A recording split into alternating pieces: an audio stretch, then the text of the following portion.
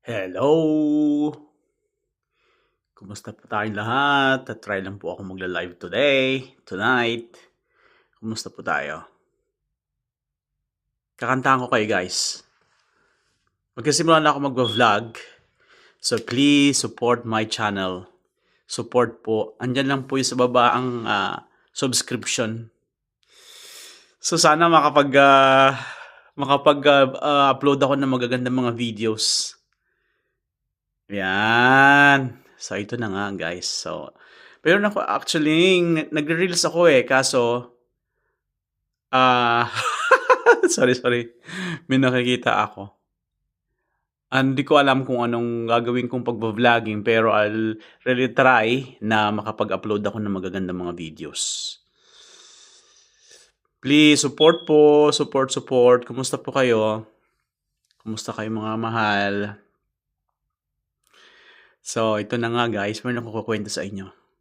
Kumusta pala ang mga buhay-buhay natin? Okay lang po ba kayo? So, ito na may kukwento ko guys. Nga pala, ano po kaya mai-advise ninyo sa akin kung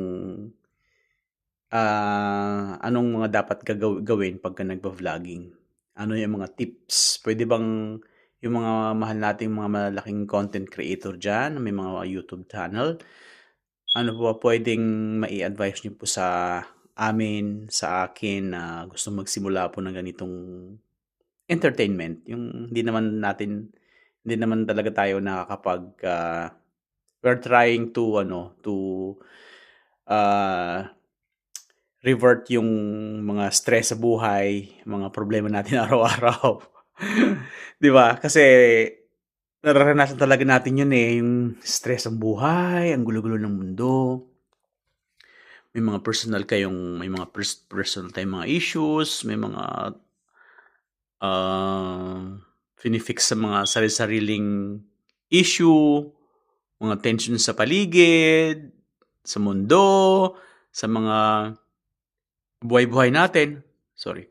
Nag-iisip-isip ba kayo ng mga bagay na minsan nakaka-bother? Minsan pagkagising mo ng umaga, nararanasan niyo yun na sa gitna ng inyong tulog, bigla-bigla pagkagising mo, like say, for example, 3 a.m., 4 a.m., tapos hindi ka na makatulog uli, no? Apakahirap ng makatulog. Tapos minsan mag-ano ka pa, parang nakaka-tempt pa yung magkape ka.